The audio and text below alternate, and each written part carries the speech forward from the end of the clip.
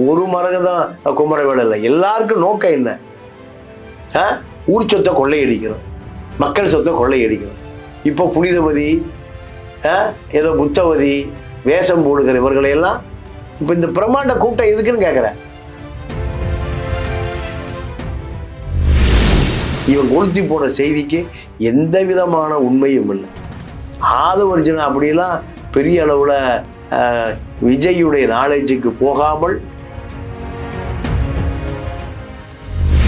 திமுகவை அழித்ததே இவர்கள் 5 பேர் தான். இந்த 5 பேர்களை கட்சியின் அடிப்படை உறுப்பினரை விட்டு நீக்கினா கட்சி வளரும். நீக்குவாங்களா? திருட்டுக்கு திராவிட முன்னேற்ற கழகம், திருட்டு கருணாநிதி கடுமையா திட்டுவாங்க சார். கடுமையா அதுக்காக தான் இதை விட கடுமையா எனக்கு வார்த்தை இல்லை. மக்கள் சொத்தை கொள்ளையடிப்பவனை இப்படிங்க பாராட்டுறது. 500 ரூபா கவருக்கு நாயா அழைகிற நிருபருங்கிற போலி நிருபர்களால் பல செய்தி அவன் அறிவுறுத்த மாதிரி.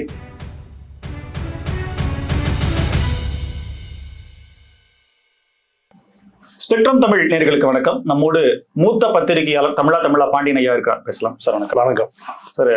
திமுக எலெக்ஷனுக்கு பிறகு திமுக ரொம்ப ஸ்ட்ராங்கா இருக்குது அப்படின்ற பேச்சுகள் வரக்கூடிய நிலையில சேகர்பாபு மீது நடவடிக்கை, அடுக்கடுக்கான குற்றச்சாட்டுகள், ஆனால் நடவடிக்கை எடுக்க தயங்குகிறது அறிவாலயம், முன்னாள் முதலமைச்சர் மு.க. ஸ்டாலின் திமுக தலைவர் அப்படின்ற மாதிரியான தகவல் வருது. அவர் மேல நடவடிக்கை என்ன எடுக்கக்கூடிய அளவுக்கான குற்றச்சாட்டுகள் என்ன ஃபைல் வந்திருக்கு? இல்ல, அதாவது இந்த திமுக தன்னுடைய சுய பரிசோதனை செய்து கொள்வதை தேர்தலுக்கு முன்பே செய்து கொண்டிருந்தால் திமுக வெற்றி பெற்றிருக்கு. திமுகவை பொறுத்தவரை திமுக கட்சி நடத்துகிற வேலையை மு.க. ஸ்டாலினும் அதிலிருந்து தவறிவிட்டார். அரசியல் நடத்துகிற வேலையை உதயநிதிக்கு அரசியலே அனுபவமே இல்லாத ஒரு சூழல். இதன் காரணமாக திமுகவில் ஒரு 5 அணி, சேகர்பாபு, செந்தில் பாலாஜி, ஏவா வேலு, நேரு, மூர்த்தி, இவர்களிடம் இவர் சொல்லுகிறவர்கள் தான் வேட்பாளர்கள், இவர் சொல்லுகிறவர்கள் தான் மேயர்கள், இவர் சொல்லுகிறவர்கள் தான் மாவட்ட செயலாளர்கள், இவர்கள்தான் வலுவான துறைகளை வைத்து கோடிகளை குவித்து அதை துர்காவிடம் சேர்க்க வேண்டும். இதுதான் அரசியல். இது எப்படி மக்கள் ஓட்டு போடுவான்? கொள்ளையடிப்பதை தவிர இந்த 5 பேருக்கு வேறு அரசியலே தெரியாது. கோடிகளை கொள்ளையடிப்பதை தவிர இந்த ஏவா வேலு, நேரு, சேகர்பாபுக்கு கொள்ளையடிப்பதும் கொலை செய்வதும். நீங்க ஆம்ஸ்ட்ராங் கொலை வழக்கில் கதாநாயகனே சேகர்பாபு தான்.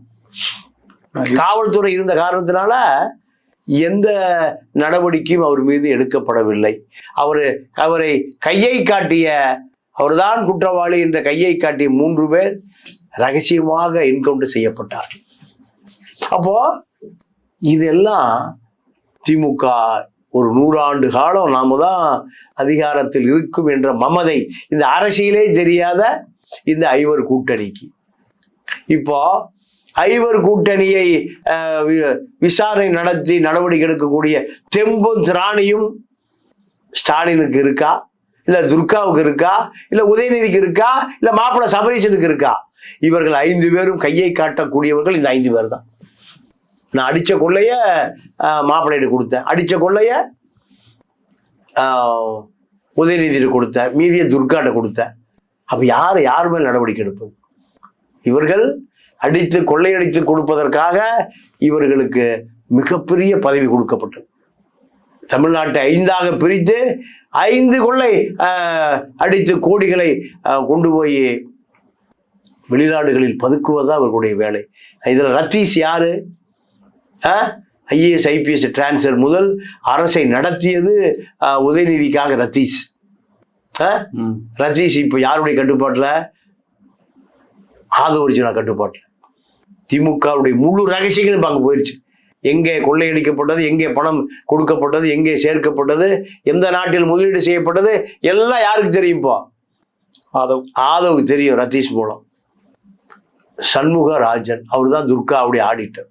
பல லட்சம் கோடிகளை கள்ளக்கணக்கு எழுதிய அந்த ஆடிட்டர் தேர்தல் முடிவு வந்த பிறகு தலைமறைவாகி இப்ப ஆதரவு காட்டுப்பாடுல இருக்கார். அப்போ திமுகவை யாரால மீட்டெடுக்க முடியும்? ரத்தீஷால் மீட்டெடுக்க முடியுமா? இல்ல கள்ளக்கணக்கு எழுதின சண்முகராஜனால் மீட்டெடுக்க முடியுமா? யாரால் மீட்டெடுக்க முடியும்? சேகர்பாபு மீட்டெடுத்துருவாரா? செந்தில் பாலாஜி மீட்டெடுத்துருவாரா? நேருவா? வேலுவா? மூர்த்தியா? இவர்கள் அழிந்ததே, திமுகவை அழித்ததே இவர்கள் 5 பேர் தான். இந்த 5 பேர்களை கட்சியின் அடிப்படை உறுப்பினரை விட்டு நீக்கினா கட்சி வளரும். நீக்குவாங்களா? இப்படி சார் நடக்குமா? அப்புறம் எப்படி திமுக ஜோயல் பெரிய பெட்டி கொடி கொடுக்கிறார், ஆய்வு செய்தாராம்.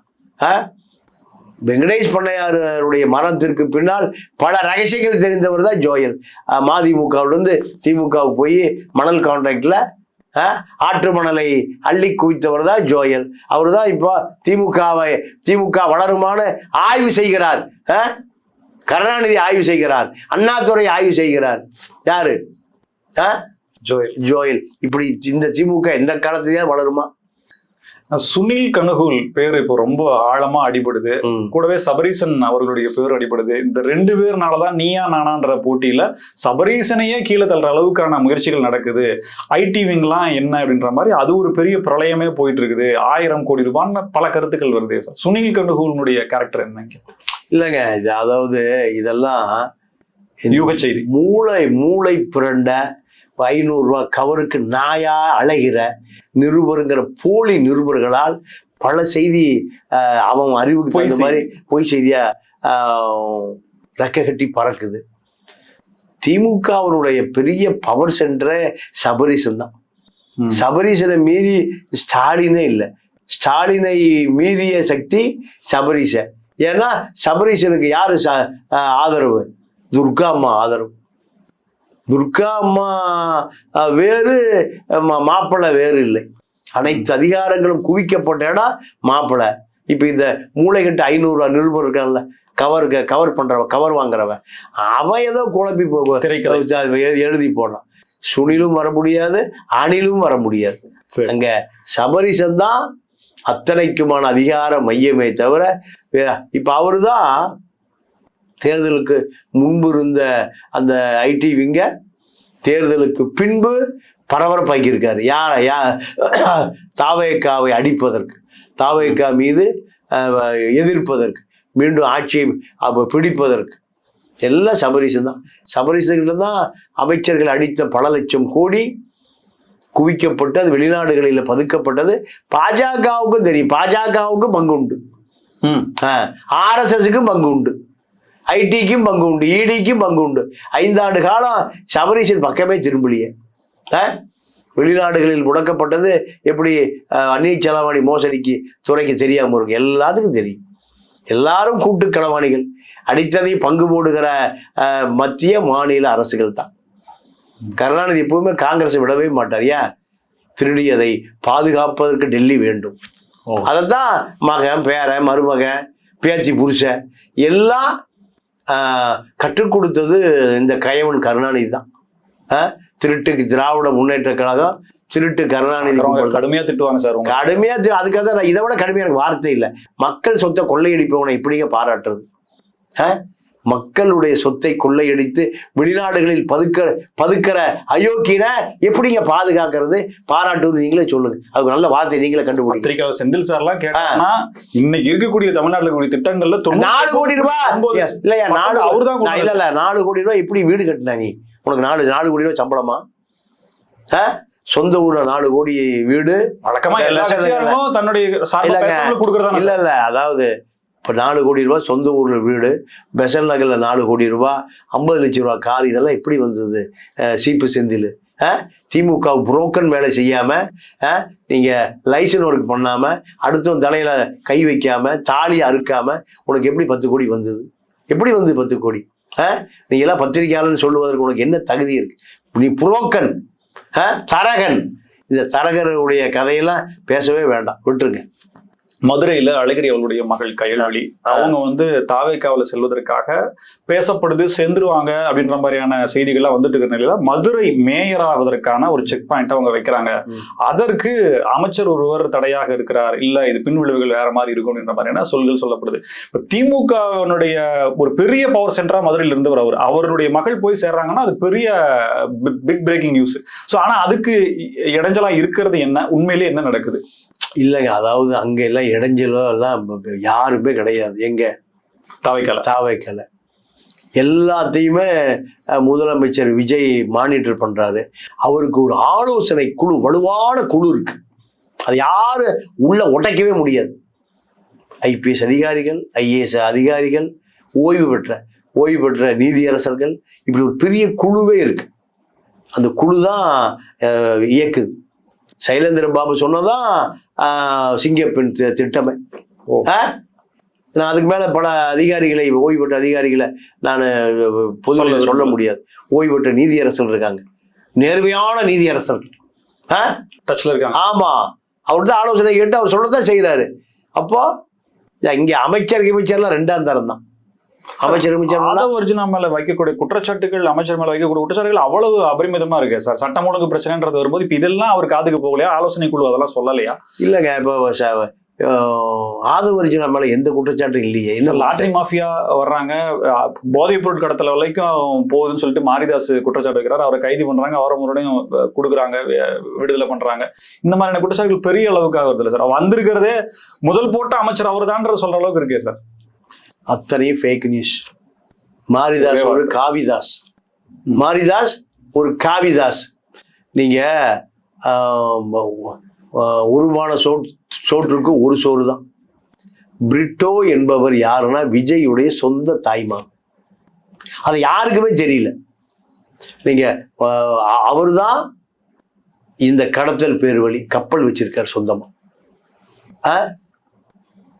அந்த பிரிட்டோ, மார்டின் பிரிட்டோ, அவருக்கும் இந்த கடத்தலுக்கு சம்பந்தமே இல்லை. பிரிட்டோ என்பது எங்கேயோ கேள்விப்பட்ட பேரை வச்சு திமுக ஐடி விங் 25 வயது இளைஞர்கள், பால்குடி மறக்காத இளைஞர்கள், ஒரு பத்திரிகையாளனாக வருவதற்கு என்ன தகுதி வேணும்னா அவனுக்கு வரலாறு தெரிஞ்சிருக்கணும், பூகோளம் தெரிஞ்சிருக்கணும், தேசிய அரசியல் தெரிஞ்சிருக்கணும், சர்வதேச அரசியல் தெரிஞ்சிருக்கணும், உள்ளூர் அரசியல் தெரிஞ்சிருக்கணும்.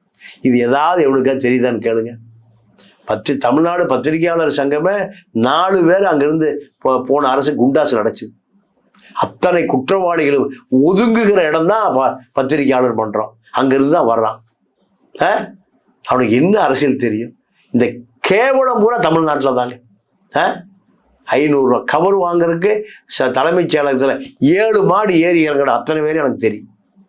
இவன் கொளுத்தி போன செய்திக்கு எந்த விதமான உண்மையும் இல்லை. ஆதவர்ஜுனா அப்படியெல்லாம் பெரிய அளவுல விஜயுடைய நாலேஜுக்கு போகாமல், விஜய்க்கு ஆலோசனை சொல்லுகிறவனுடைய அறிவுக்கு போகாமல் எதையும் செய்துவிட முடியாது. திமுக ஐடி விங் இப்ப பலமா இருக்கு. அதிமுக ஐடி விங் இப்பதான் உருவாகுது. யார் அடிக்கிறதுக்கு? தாவேக்கா அடிப்பதற்கு. பாஜகவை மாரிதாசை போன்ற காவிதாசுகள்லாம் நீங்க உண்மைக்கு புறம்பான செய்தியை பெரிய அளவுல சொல்லுவதற்காக அவர் வளர்க்கப்படுகிறார், இந்த காவிதாசுகள். அதனால மார்டின் என்பது ஒரு மாய பின்பம். அது 1% கூட உண்மையே அல்ல. நீங்க ஆதவர்ஜுனா மனைவி டெய்ஸி கஞ்சா கடத்தலான்னு சொன்னான். அதெல்லாம் உண்மையா? 10,000 கோடி ரூபாய் வருஷம் வரி கட்டுறான். நோட் அடிக்கிறதுக்கு பதிலா லாட்டரி ஷீட் அடிக்கிறான். கஞ்சா கடத்தக்கூடிய நிலைமையா போயிருக்கு. டாட்டாவும் பிர்லாவும் அம்பானிகளும் கோயாங்காக்களும் கஞ்சா கடத்துவானா? இல்ல சாராயம் கடத்துவானா?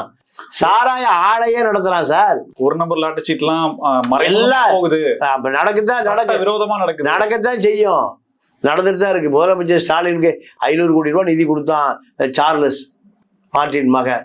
நாங்க அனுமதிக்க முடியாது, களவா அடிச்சு நடத்திக்க, திருட்டுத்தனமா அடிச்சு நடத்திக்க, போலீஸை பிடிக்காதுன்னு சொன்னதாக அவரே சொன்னார். இன்னைக்கு வரைக்கும் மறுப்பு இல்லையே ஸ்டாலினும் உதயநிதியும். அதனால இது போன்ற பொய் செய்திகள் 100% தமிழ்நாட்டில் இன்னும் சட்டம் ஒழுங்கு கட்டுக்குள் வரவில்லை.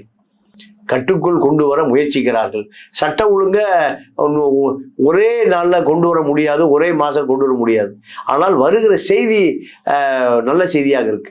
ஐஏஎஸ் அதிகாரிகள், ஐபிஎஸ் அதிகாரிகளை கொண்ட குழுக்களை நீங்கள் அத்தனை பேரையும் புறக்கணித்து விட்டு, அதாவது ஜென்சி ஐஏஎஸ் அதிகாரிகள், புது தலைமுறை ஐஏஎஸ் அதிகாரிகள், ஊழல் செய்யாத, லஞ்சம் செய்யாத, அதிகாரத்துக்கு வந்திருக்கிற அதிகாரிகளுடைய பட்டியல் தயாராகு அந்த குழுவால்.